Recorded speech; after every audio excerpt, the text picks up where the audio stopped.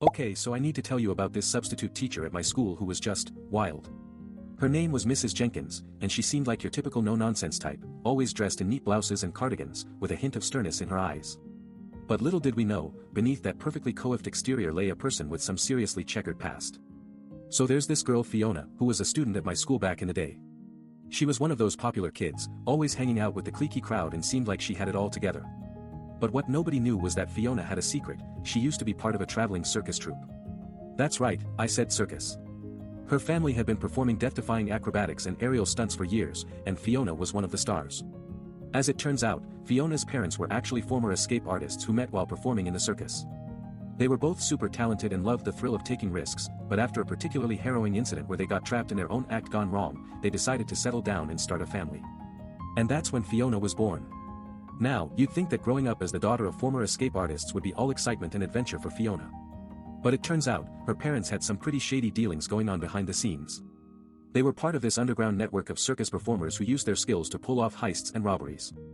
And Fiona, being the youngest child, was basically a little sidekick. Which what? I mean, you can't just leave your kids in on all the family business without some kind of training or supervision. But apparently, Fiona's parents saw her as their own personal partner in crime. They taught her how to pick locks and pick pockets, and even trained her in some basic acrobatics. And I know what you're thinking, this is just some wild conspiracy theory stuff. But hear me out. It turns out that when Fiona was older, she started getting restless with the whole circus life.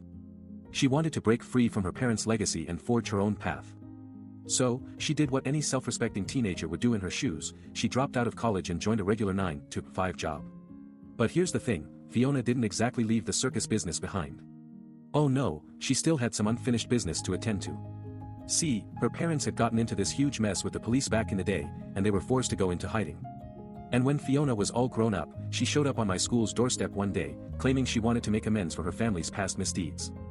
Now, I'm not saying that's entirely true, but what I do know is that this substitute teacher, Mrs. Jenkins, had some major connections to the same underworld that Fiona's parents used to run in.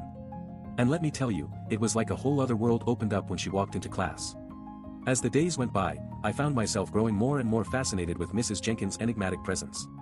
She seemed to exude an air of confidence that bordered on arrogance, but there was something about her that drew me in, like a moth to a flame. It wasn't just her unorthodox teaching methods or her willingness to push boundaries, it was the way she moved through the school with a sense of purpose, as if she knew secrets that no one else did.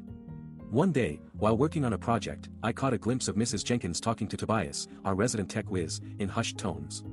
They were standing by the lockers, and their conversation was so intense that it seemed like they might be discussing something more than just algebra. When I asked Tobias what was going on, he just shrugged and said he didn't know, but I could tell that Mrs. Jenkins had gotten him to spill some sort of juicy information.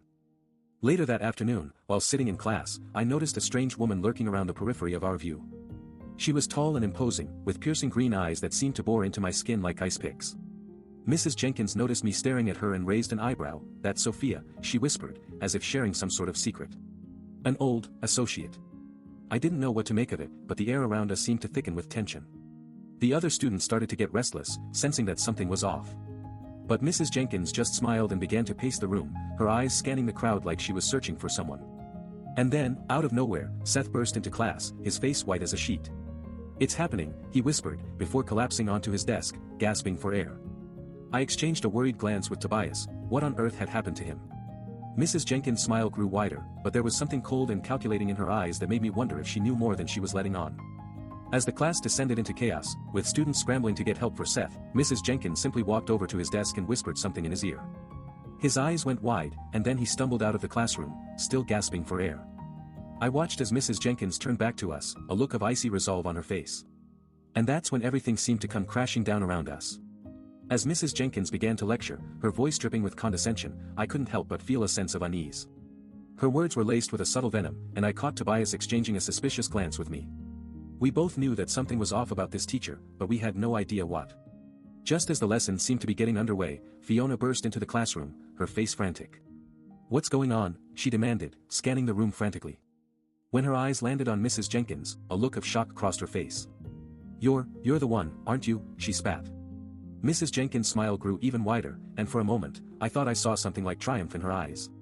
But then, her expression seemed to freeze, and she turned back to the lesson, dismissing Fiona's outburst with a wave of her hand.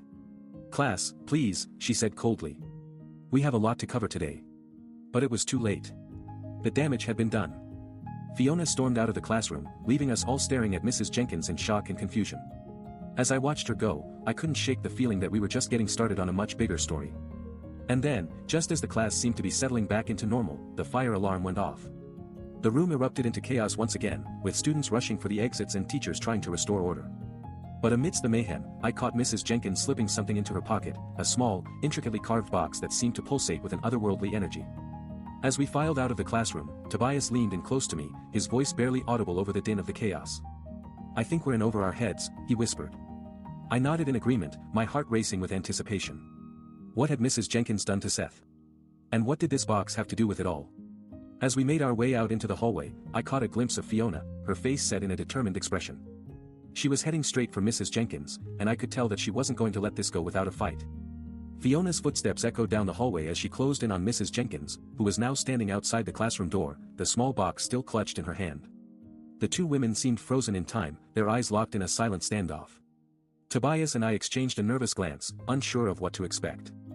Suddenly, Fiona's face twisted into a snarl, and she lunged at Mrs. Jenkins, grabbing her arm and twisting it behind her back. "What did you do to Seth?" she spat, her voice low and menacing. Mrs. Jenkins's eyes darted wildly around the hallway before locking onto Fiona's, a mixture of surprise and calculation flashing across her face. Tobias and I watched in stunned silence as the two women struggled, their voices hushed but laced with venom. It was clear that this wasn't just about Seth, there were deeper tensions at play here, ones that went far beyond our little school drama. As we stood frozen, unable to intervene, Mrs. Jenkins's face seemed to shift and contort, her eyes glinting with a malevolent light.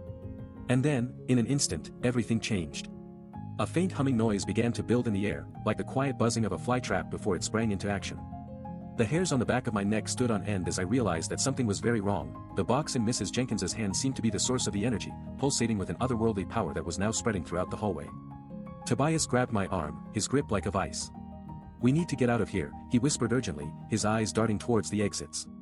But it was too late. Fiona had stumbled backwards, her eyes wide and unseeing, and Mrs. Jenkins was nowhere to be seen. In her place stood Seth himself, his face twisted into a grotesque grin as he began to chant in a language I didn't understand. The air around him seemed to ripple and distort, like the surface of a pond hit by a stone. Tobias pulled me towards the door, but I was frozen in place, unable to look away from Seth's twisted form. His eyes seemed to be sucking all the light out of the room, leaving only an eerie, pulsing glow. As he spoke, the box in Mrs. Jenkins's hand began to glow with an intense, malevolent energy. It pulsed and throbbed, like a living thing, and I could feel its power washing over me. The hairs on the back of my neck stood on end as Seth's chanting grew louder, more urgent. And then, in a burst of light that seemed to fill every corner of the room, it was all over. Seth collapsed backwards, his grin twisted into a snarl as he clutched at his chest. The box fell from Fiona's hand, shattering on the floor with a loud crash. The humming noise stopped, and an oppressive silence fell over the hallway. I blinked, disoriented, as Tobias released my arm and turned to me. "What just happened?" he whispered, his eyes wide with fear. I shook my head, still trying to process everything that had transpired. As we stumbled out of the classroom, I saw Fiona lying on the floor, her eyes closed as if in a trance. The hallway was empty, except for Seth, who stumbled towards us, clutching at his chest.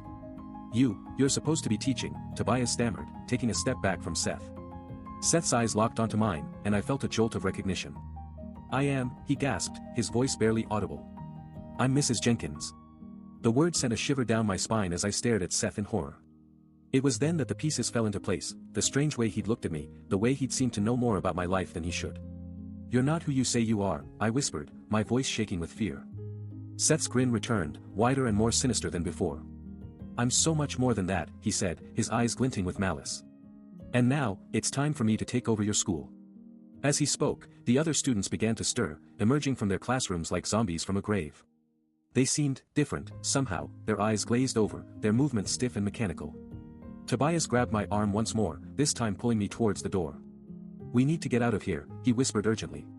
But it was too late, the school was descending into chaos, and I knew that we were running out of time. I still can't believe what happened that day at our school.